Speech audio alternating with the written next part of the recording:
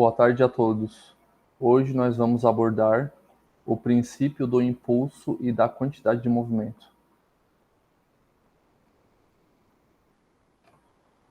Vou compartilhar a tela.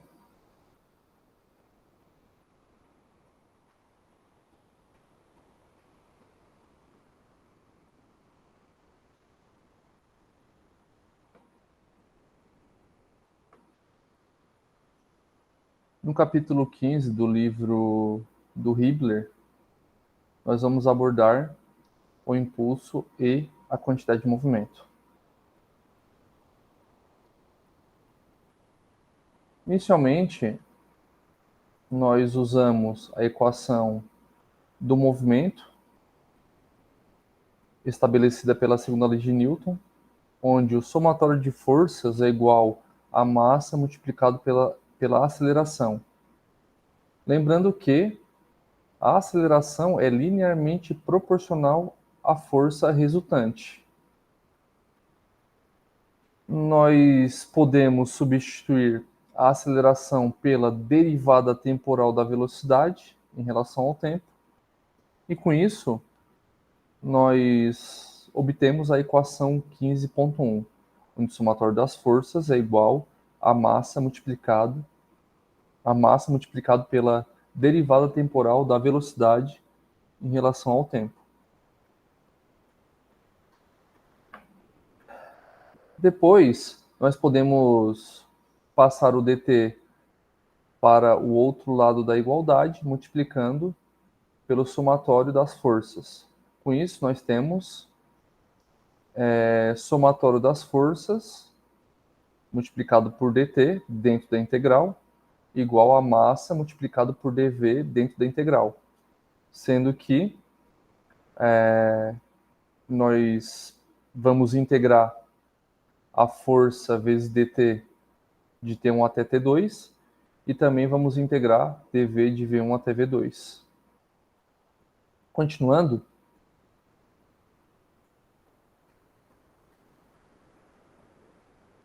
depois de integrar o dv,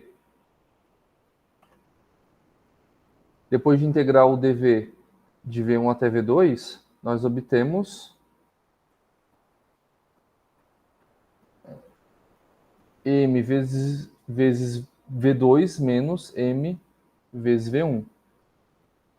Ou seja, nós temos a quantidade de movimento no instante 2 menos a quantidade de movimento no instante 1.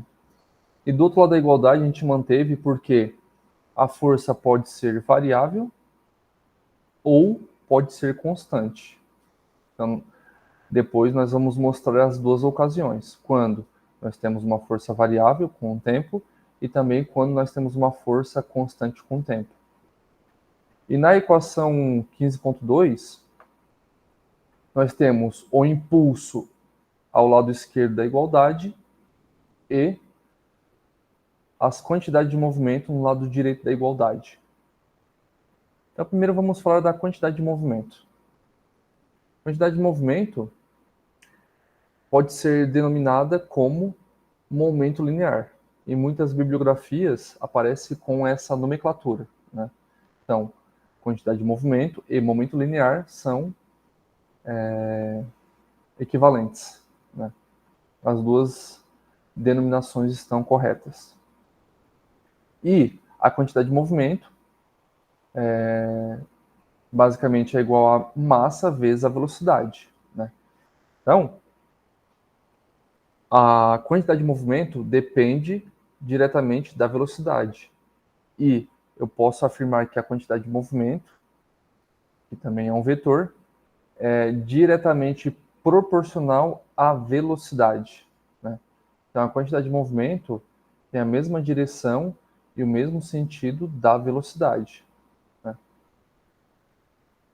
E, analisando a quantidade de movimento fisicamente, eu posso determinar que, se eu analisar dois corpos, como por exemplo dois automóveis com a mesma massa, eu percebo que aquele automóvel com uma velocidade superior vai ter uma quantidade de movimento superior, né?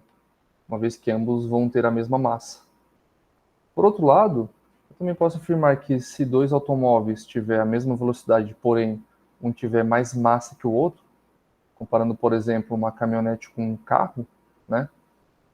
A caminhonete, se tiver a mesma velocidade do carro, vai ter mais quantidade de movimento consigo, né?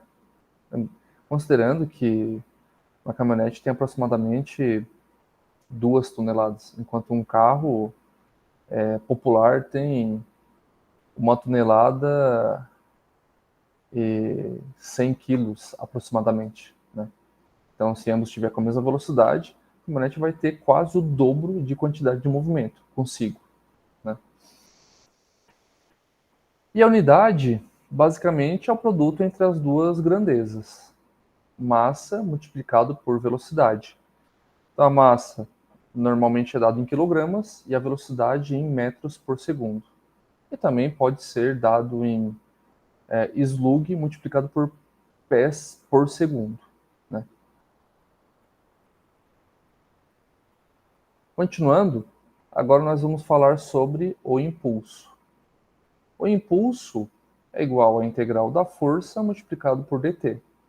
Eu posso ter um impulso com a força variável ou com uma força constante, com o tempo. Então, eu vou mostrar as duas ocasiões que nós vamos estar trabalhando. Então, percebam que eu mantenho dentro da integral a força para casos em que eu vou ter a força variando com o tempo. Eu vou ter uma equação. Então, quando eu for solucionar um exemplo, eu vou inserir no lugar da força a equação apresentada e depois integrar de T1 a T2. Mas, se eu tiver a força constante, eu posso afirmar que meu impulso vai ser igual a força multiplicado por T2 menos T1. Né? E nos gráficos a gente percebe que na figura 15.1 nós temos a força em função do tempo, e no gráfico mostrado na figura 15.2 nós também temos a força em função do tempo. A diferença é que na figura 15.1 nós temos uma força variável com o tempo. Na figura 15.2 nós temos uma força constante com o tempo. Em ambos os gráficos, para calcular o impulso, basta nós integrarmos a área sobre a curva. Calculando a área sobre a curva, nós vamos estar encontrando o impulso.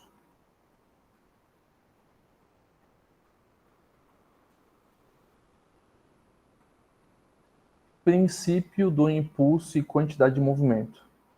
Então, com base na equação mostrada anteriormente, eu passei o mv1 para o lado esquerdo da igualdade, chegando na equação 15.3. Essa equação é conhecida como princípio do impulso e quantidade de movimento. Nessa equação nós temos a quantidade de movimento inicial, o somatório dos impulsos e a quantidade de movimento final. Né? Ou seja, a quantidade de movimento no instante 1 mais o somatório dos impulsos é igual à quantidade de movimento no instante 2. Então, nós podemos analisar um corpo, uma quantidade de movimento no instante 1, são gerados impulsos em função das forças aplicadas sobre o corpo, e com isso o corpo vai atingir uma quantidade de movimento no instante 2. Então, esse corpo vai ter uma velocidade V1 e depois vai passar a ter uma velocidade V2, em função das forças aplicadas e com isso, com os impulsos gerados sobre esse corpo analisado. Então, o corpo ele pode passar de V1 a V2, aumentando ou diminuindo sua velocidade, dependendo do sentido das forças aplicadas. Né? Então, posso aumentar ou diminuir a velocidade. Então, vamos supor que eu tenho uma velocidade V1, gero impulsos e passo a uma velocidade v2 superior. Como também pode acontecer o contrário, esses impulsos podem agir num sentido oposto, e com isso o corpo diminui a velocidade. Como também o corpo pode estar em repouso, a partir disso, forças são aplicadas, impulsos são gerados, e com isso ele ganha velocidade e atinge uma velocidade v2. Então, essa equação 15.3 é a equação estabelecida pelo princípio do impulso e quantidade de movimento.